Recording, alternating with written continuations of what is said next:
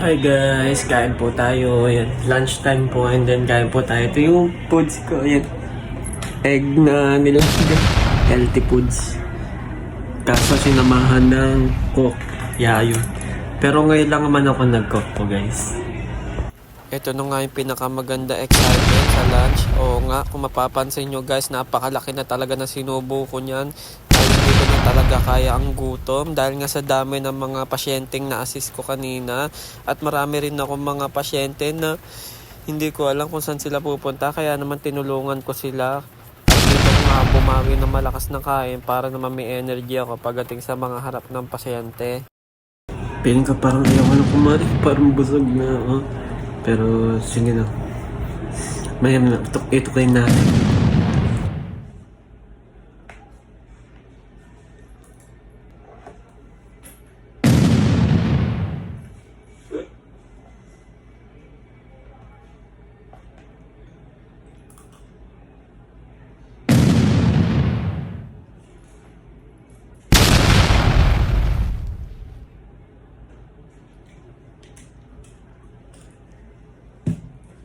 Actually guys, hindi sana ako bibili ng coke.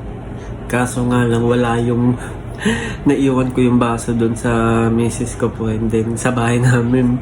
Kaya ayun, wala akong dalang baso. Imbis na iinom na sana ako ng water. Kaso ayun, nauwi sa coke. Pero okay lang, ngayon lang man tayo magkokok for today's video. Ayun, eto na ako. Nananaba na. Alam niyo ba guys, pumasok ako dito sa hospital, ang timbang ko ay 50 kilos. Pero ngayon, ano na ako, nasa 66 kilos. Grabe, nilaki. Parang ano, grabe nilaki 16 kilos.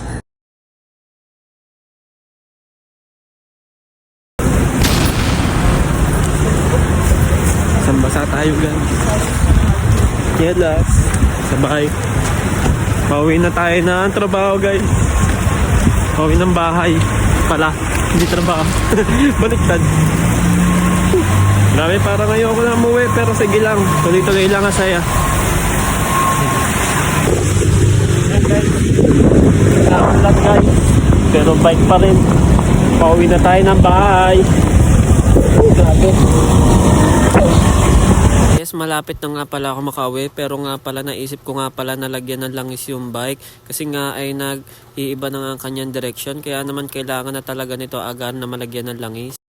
After ko nga pala malagyan ng langis, ayan, patuloy na nga pala ulit ako sa padyak para lang makauwi na maayos. Yari na naman ako sa misis ko.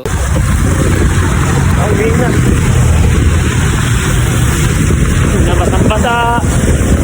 Basa tayo guys.